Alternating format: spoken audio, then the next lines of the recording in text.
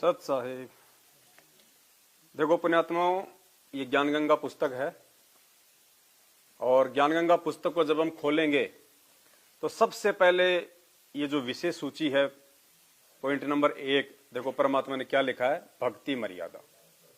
सबसे पहले परमात्मा ने मर्यादाओं को जगह दी है, क्योंकि मर्यादाओं के बिना हमारी भक्ति नहीं चलेगी। हम चाहे कितना नाम का जाप कर लें, कितने हम सत्संग सुन लें, कितने चाहे हम ये 5 यज्ञ कर लें, अगर मर्यादा में नहीं रहेंगे हमारी भक्ति बिल्कुल भी नहीं बनेगी। संत रामपाल जी भगवान का इसमें कोई दोष नहीं होगा यदि आपके ऊपर कोई आपत्ति, कोई परेशानी आती है तो। और वैसे भी परमात्मा ने हजारों बार हमारे को एग्जाम्पल देके समझाया कि डॉक्टर चाहे कितना अच्छा क्यों ना हो, बहुत अच्छा आपका इलाज भी कर देगा, आपका ऑपरेशन भी कर देगा। यदि आपने उस डॉक्टर के द्वारा दिए गए वो परहेज ढंग से नहीं निभाए, मर्यादाएं नहीं निभाई आपने, तो भी आपका ऑपरेशन सफल नहीं हो पाएगा। डॉक्टर का उसमें कोई दोष नहीं होगा। तो इस ज्ञान गंगा जो ये पुस्तक है, इसके अंदर जो है नियमों को लेके सारी बातें बताई गई हैं और इसमें नियम स्टार्ट हो जाते हैं।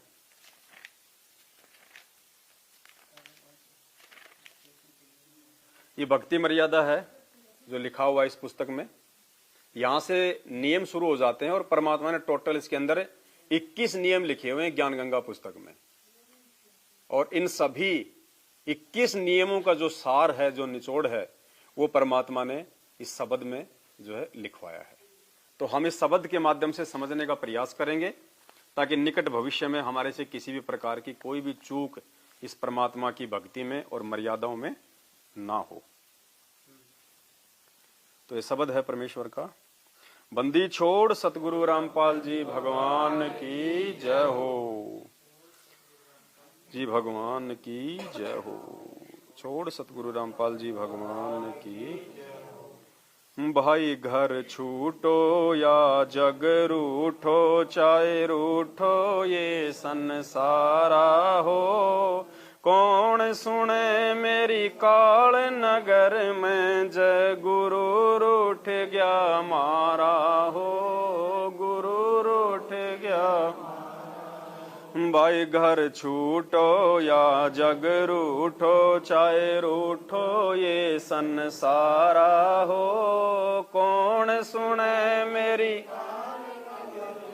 जय गुरु रूठ गया मारा हो, गुरु रूठ गया मारा हो। तो परमेश्वर ने अपनी महिमा में लिखवाया और ये नियमों के ऊपर शब्द बनवाया कि भाई घर छूटो या जग रूठो, चाहे रूठो ये संसारा हो, कौन सुने मेरी काल नगर में, जय गुरु रूठ गया मारा हो। यानी हमने पुण्यात्माओं इतनी महत्वता देनी पड़ेगी एक एक नियम को। अगर हमारे गुरुजी रूठ गए, हमसे नाराज हो गए, और गुरुजी रूठेंगे कब, जब उनका हम कोई वचन तोड़ देंगे, हम उनकी कोई मर्यादा को जो है भंग कर देंगे। तो चाहे कोई परिवार का सदस्य रूठो, अगर किसी बहन ने नाम ले लिया और उसके पति ने नाम नहीं लिया, उसके ससुर ने, सास ने नाम नहीं लिया, और बहन को यदि ज्ञान समझ में आ गया तो भाई मर्यादाओं को निभाने के ऊपर चाहे उसका पति रूठे, चाहे उसका ससुर रूठे, चाहे उसकी सास रूठे, चाहे उसके पीहर वाले रूठे, चाहे उसके ससुराल वाले रूठे, क्योंकि गुरुदेव ने बताया कि आध्यात्मिक मार्ग के अंदर, अपने आत्म कल्याण के मार्ग में, अगर पत्नी को ज्ञान समझ में आ गया और बाकी परिवार नहीं मानता है तो पत्नी ने किसी की बात को महत्व नहीं देना। बाकी सबका आदर करो, सम्मान करो, घर की बातों में आपस में एक दूसरे की सलाह लो, लेकिन आत्म कल्याण के मार्ग में किसी से सलाह लेने की आवश्यकता नहीं है। ठीक इसी प्रकार यदि किसी भाई को ज्ञान समझ में आ गया और उसकी पत्नी को नहीं आया, उसके माँ बाप को नहीं आया, तो कहते हैं उसने भी कोई लोक लाज नहीं करनी है। परमात्मा कहते हैं लोक लाज ना कीजिए, निर्भय हो रहिए, जय मन चावे राम को तो दासा तंदरिए। और फिर कहते हैं ये लोक लाज के कारण है हंसा गया भिगोय, फिर ये कुल के कर लेगा जब तू 4 पाए का होए।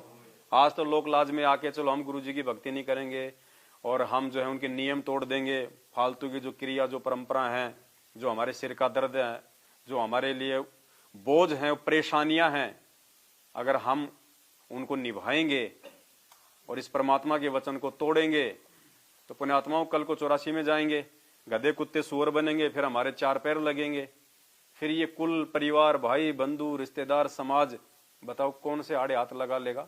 फिर तो कुमार डायमंड का बोरा, गुरुदेव कहते हैं पीछे से मारेगा लट और पजावे पे चढ़ावेगा कच्ची ईंट देकर ऊपर से पक्की ईंट, ये हाल हो जाएगा फिर।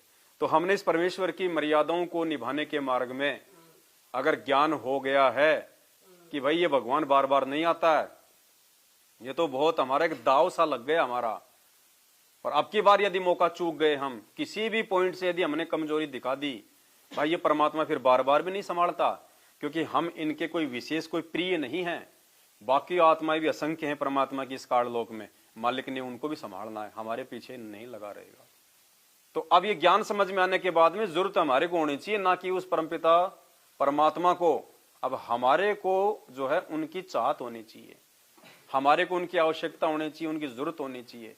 27 साल से तो भगवान को हमारी जरूरत थी, इसलिए हमें परमात्मा ने, हमने गलतियां करी तो भी परमात्मा ने हमारे को एक ऑप्शन दे दिया नाम शुद्धिकरण का।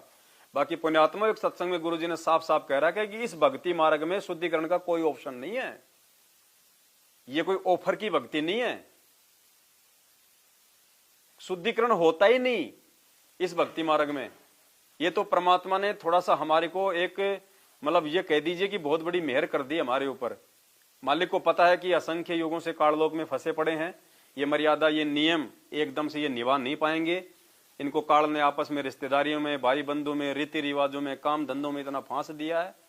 तो कहीं अगर थोड़ी बहुत कोई चूक इनसे हो भी जाती है, जब तक ये पूरा ज्ञान नहीं समझते, इनको गुरु की पहचान नहीं होती है, तो इनका वो दिल ना टूट जाए कि लो जी मेरा तो नाम ही खंड हो गया, मैं तो अब क्या भक्ति करूंगा मैं। तो परमात्मा ने एक ऑप्शन दे दिया कि बेटा नाम को दोबारा से शुद्ध करवा ले, लेकिन भक्ति मत छोड़, भक्ति पे लगा रहे। और जब धीरे धीरे ज्ञान होता चला जाएगा, फिर तो ये दूसरों को भी समझाएगा, खुद तो तोड़ने की बात दूर रही। तो पुण्यात्माओं, साध संगतियों के माध्यम से परमात्मा ने अपनी उन विशेष प्यारी आत्माओं को छाटा है, क्योंकि देखो वो भी हमारे भाई बहन है, मैनेजमेंट वाले भी, हम भी उसी गुरु के बच्चे, वो भी उसी गुरु के बच्चे। ऐसा क्या है जो हमारे विचारों में इतना मतभेद है? केवल ज्ञान, मनभेद नहीं हमारा उनसे, वो रखें तो रखें, मतभेद है। और मतभेद हमारा किस चीज को लेके है? भक्ति मर्यादाओं के लेके, उन क्रियाओं को लेके, जो कर्म परमपिता परमेश्वर सतगुरु रामपाल जी भगवान ने हमसे छुड़वाने के लिए 27 साल से रातों को जाग जाग के मेहनत करके सत्संग किए, गांव गांव में जाके सत्संग किए, लोगों की गालियां खाई, यातनाएं सही, 2-2 बार जेल। यदि वही मर्यादा हमसे यदि कोई तुड़वाएगा तो वो हमारा क्या लगा? कुछ नहीं लगता हमारा, कुछ नहीं लगता हमारा। तो परमेश्वर ने वो अपने बच्चे छांट लिए जो उनको पहचान चुके हैं, और पहचान के अब वो केवल अपने आत्मिक उद्धार के लिए निरंतर आगे बढ़ रहे हैं। तो ये सौभाग्य है हमारा। 2022 का अंत का समय, साध संगतियों में छटनी हुई, और इन छटनी में जो बच गया 95% तो भाई परमात्मा ने उसका हाथ पकड़ लिया। 5% तो देखो हम जीव हैं, कुछ कह नहीं सकते। अगर किसी के मन में दोष आ गया तो परमात्मा तो जबरदस्ती बांध के रखेगा नहीं किसी को। तो भक्ति मर्यादाएं विशेष हैं, अगर हम इनको निभाएंगे तो परमात्मा निश्चित तौर पे हमारे पे मेहर करेंगे, दया करेंगे। वरना काल भगवान का प्रार्थना का एग्रीमेंट इन नियमों को लेके हुआ था। उसने कहा था कि परमात्मा आप नीचे जाओ, लोगों को ज्ञान समझाओगे, लेकिन मालिक मेरी एक अर्ज, एक प्रार्थना है। बोल भाई। परमात्मा जो आपके ज्ञान को समझे और जो आपके नियम मर्यादाओं में चले वो आपका, वरना आप और किसी को हाथ मत लगाना, जबरदस्ती मत करना आप किसी के साथ में। तो परमात्मा ने कहा कि जबरदस्ती करके मुझे क्या करना भाई? अगर ज्ञान ही समझ में नहीं आएगा, उनको भगवान ही समझ में नहीं आएगा, तो जबरदस्ती सतलोक में ले जाके क्या करूंगा?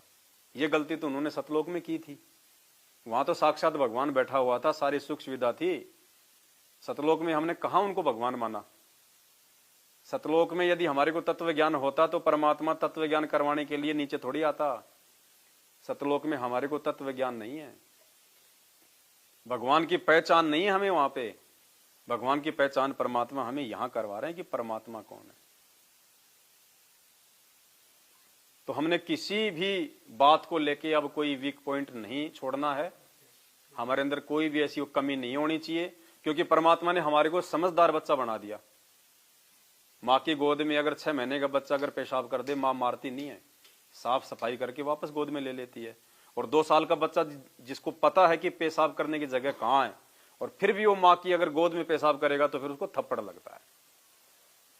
तो बाकी जो भाई बहन हैं जो सतलोक आश्रम मैनेजमेंट हरियाणा के साथ में जुड़े हुए हैं, वो अभी 6 महीने वाले बच्चे हैं, और हमारे को परमात्मा ने ज्ञान करा दिया कि सही क्या और गलत क्या है, कौन से कर्म तुम्हारे हित में है, कौन से कुकर्म तुम्हारे अहित में है।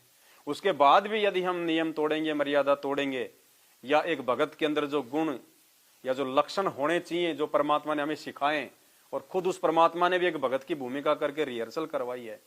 गुरुदेव को कितने लोगों ने भला बुरा कहा, गुंडा बुंडा कहा, 2-2 बार की जेल हो गई। क्या परमात्मा ने आज तक कभी किसी की तरफ उंगली की? कभी भी 28 साल में परमात्मा ने किसी पे कोई मुकदमा किया? नहीं किया। गाली दी किसी को? उनके साथ में कितने लोगों ने जो है बदतमीजियां की, लेकिन परमात्मा ने कभी किसी को जो है पलट के कोई